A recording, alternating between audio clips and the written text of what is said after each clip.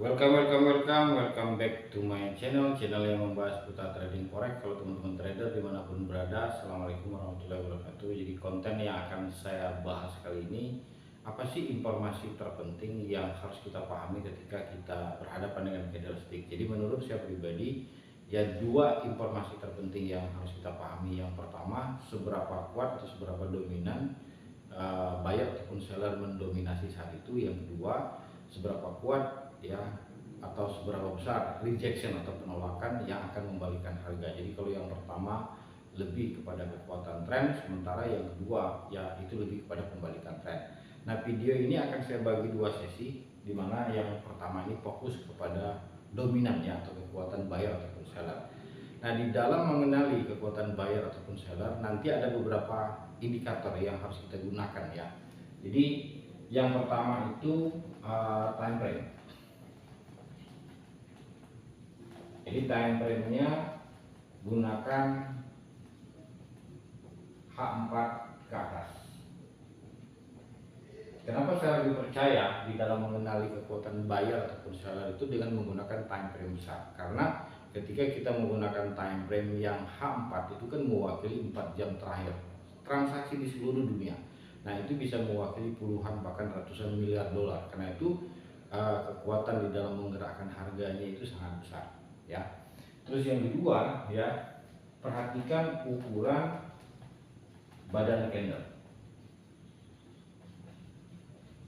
Jadi ketika kita menemukan candle yang semakin membesar dibandingkan candle sebelumnya, maka itu momentumnya kan sedang terjadi. Nah, yang paling ideal memang ketika kita berhadapan dengan badan candle seperti ini, di mana di awal dan di akhirnya tidak ada penolakan sama sekali. Nah, inilah candle yang kita sebut dengan Marubozu. Oke, Marubozu. Nah, persoalan dengan candle Marubozu ini kan jarang sekali terjadi. Ya, biasanya sekalipun candlenya besar, tetap dia ada rejectionnya. Nah, jadi di sini teman-teman mesti perhatikan ukuran ya. Yang ketiga, perhatikan ukuran rejectionnya atau ukuran penolakannya.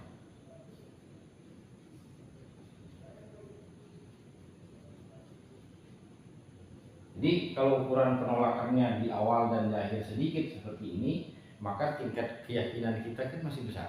Nah, persoalannya berbeda ketika kita berhadapan dengan body besar ya, tapi ada rejection di atas dan di bawah ya, atau kita berhadapan dengan candle besar, di awalnya tidak ada rejection, di akhirnya ada rejection.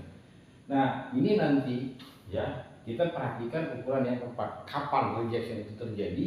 Ketika kita melihat body besar tapi ada rejection yang lumayan besar ya. Jadi ketika ada rejection ya, indikator keempat yang mesti kita perhatikan kapan rejection atau penolakan itu terjadi.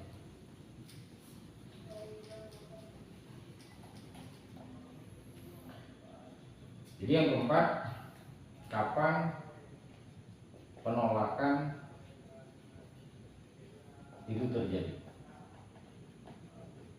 Jadi ketika kita berhadapan dengan candle ya yang ukurannya besar tapi ada penolakan dari atas dan di bawah. Jadi penolakan di awal dan di akhir. Jadi ketika posisi open close ya, di awal terbentuknya candle ini ada rejection dan ada rejection. Nah, ketika kita melihat sekalipun bodinya besar, tetap ada kemungkinan ya dia malah berbalik arah. Jadi teman-teman sering sekali melihat ada bodinya besar tapi langsung diikuti oleh candle pembalikan ya, seperti ini. Kenapa? Karena candle ini ya bisa saja terjadi terutama di akhir sebuah tren. Oke. Nah, yang kedua ya, ketika kita melihat candle terjadi penolakannya di akhir.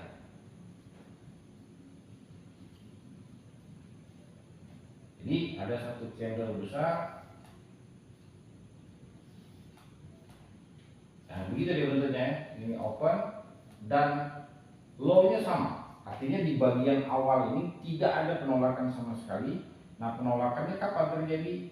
Yaitu sebelum close-nya candle ini. Nah, konsep yang kedua inilah nanti yang kita sebut dengan weak fill ya. Jadi ada kemungkinan, dia ada kemungkinan candle selanjutnya akan menutupi penolakan ini. Nah, inilah nanti yang kita sebut dengan konsep weak fill candle. Ini yang kedua ya. Nah, yang ketiga ya, candle yang penolakannya justru di awal. Nah, jadi seperti ini bentuknya. Di penolakannya di awal, open, dia membentuk low terlebih dahulu, tapi di bagian akhir close dan high-nya dia sama. Ya. Nah, candle seperti ini ada kemungkinan besar dia akan melanjutkan kenaikannya. Kenapa? Karena tidak ada penolakan di bagian akhir.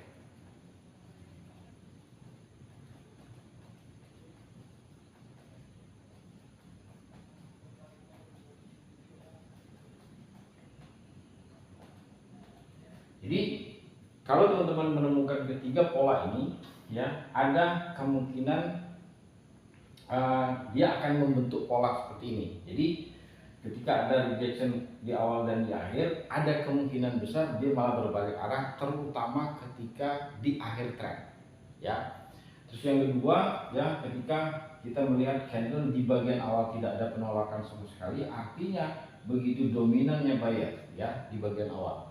Nah, sekalipun ada penolakan di bagian akhir, tetap ukuran badannya ini 2 atau 3 kali lebih besar daripada penolakan. Karena itu ada kemungkinan next candle selanjutnya dia akan menutupi. Nah, bagian yang ketiga ya, ini ada pola candle ya, gejolaknya hanya di awal, tapi di bagian akhir. Jadi kita melihatnya dia turun seperti ini, terus buyer masuk ya sampai penutupan tidak ada penolakan sama sekali. Artinya apa? Ya, candle ini sudah mengalahkan seller di bagian awalnya. Nah, yang terakhir ya, yang mesti teman-teman perhatikan sebelum kita melihat pola ini, ya tunggu harga close-nya.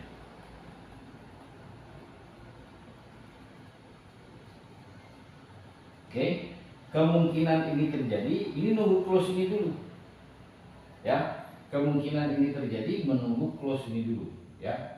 Kemungkinan ini terjadi, dia akan menunggu close ini dulu. Jadi jangan serta-merta ada candle yang tidak ada rejection sama sekali, terus ya Anda langsung melakukan entry. Nah, biasanya sering sekali ya whipsaw ya atau false signal yang sering kita alami. Oke teman-teman, ini adalah informasi yang memberikan kepada kita kalau candle itu benar-benar dominan atau tidak. Ya, sekiranya itu dia sharing singkat saya yang berhubungan bagaimana cara mempersepsi atau memahami candle yang benar-benar dominan, baik itu buyer ataupun seller. Semoga manfaatnya. Thank you. Assalamualaikum warahmatullahi wabarakatuh.